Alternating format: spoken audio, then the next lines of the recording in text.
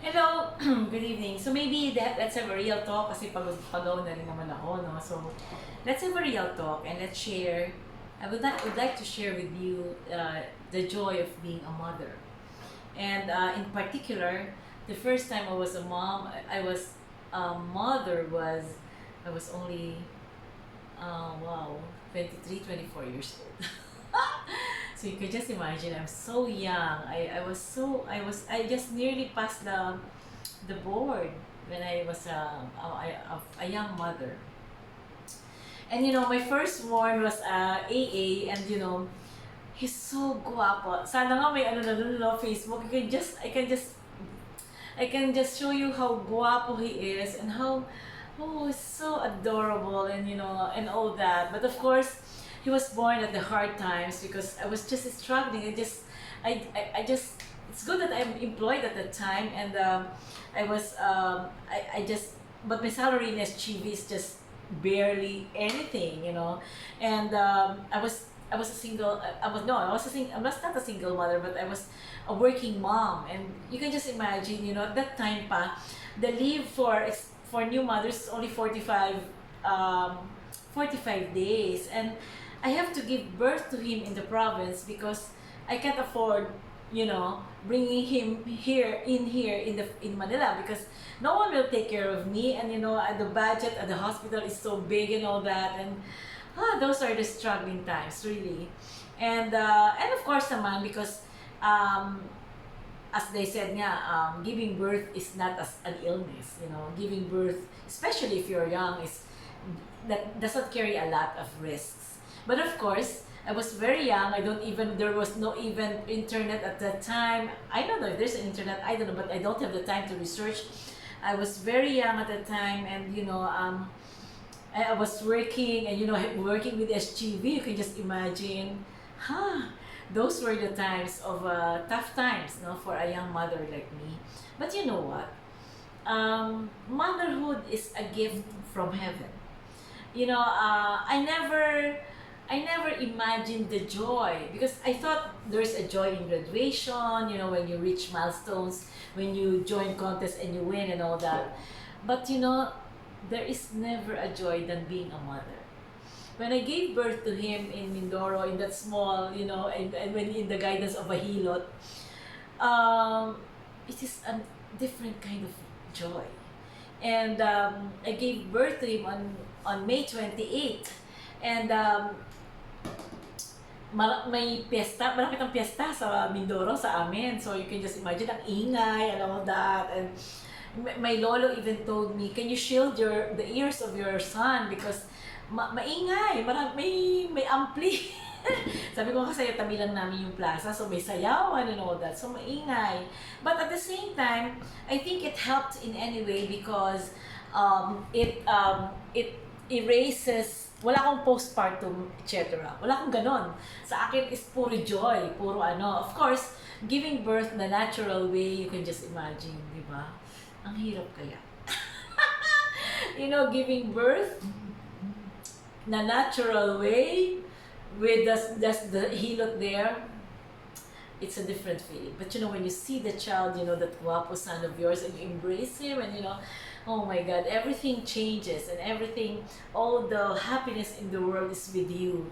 And there's no exchange for that. That happiness of being a young mom, the happiness of being a mother, there's no exchange for that. And I just want to express how I love those moments. And he was born at around 3 o'clock, and the problem is he's big, and naman I'm very young. He's big, and hindi siya, wala namang pang, alam mo, sa probinsya, hilot lang, di ba? And you can just imagine, so buti nilang may isang mabait na midwife na nagbigay ng parang pang-induce, I don't know what's the term, so, pang-induce para lumabas siya. The problem is, dalawa kaming nanganak nung oras na yun, 3 o'clock. Dalawa kaming nanganak nung oras na yun, so kailangan hatiin niya yung vial. Kailangan niya hatiin yung vial para isaksak sa akin, at tatakbo naman siya sa kabila na nanganganak din at 3 o'clock a.m. So, Oh my gosh, that was and then there's even an anecdote kasi medyo madilim din at that time. There's even an anecdote na may umaano daw sa sa bubong. So may tawag sa amin aswang daw. So kumbaga tinataboy ng tatay ko na huwag kang umalis dyan, umalis ka na dyan. Ganyan, may nakakalak dito. Because may there is tale in the province that when someone is giving birth, there is aswang hovering around the vicinity and all that. So oh my gosh, and that, and meron pang tradition sa amin na pag bago kang panganak, lahat ng pagkain kakainin mo, ang tawag yun ay, may term sa sa Mindoro I don't know. Oh, I forget the term, but other than that, I was so happy and he was baptized in Mindoro and naabot pa namin yun kasi June 24 yung fiesta sa amin. So doon ko pa siya napabinyagan and he's so guapo and he's so adorable and all that. And no matter what other people will say, of course, I was very young at the time, so maraming mga kyaw-kyaw, di ba? Because I was very young, they said that I could this, then this and that and all that. But even if naman I continued my promises to my parents even if I married very early. So but that's another story. So yun, the joy of people say na he is my favorite. Pero mahirap naman. Pero alam ng mga anak ko na yun nga. There's a perfect joy when I see him. Yeah. There's a perfect joy. Kung i-define mo yung joy, talagang perfect for when you see your children.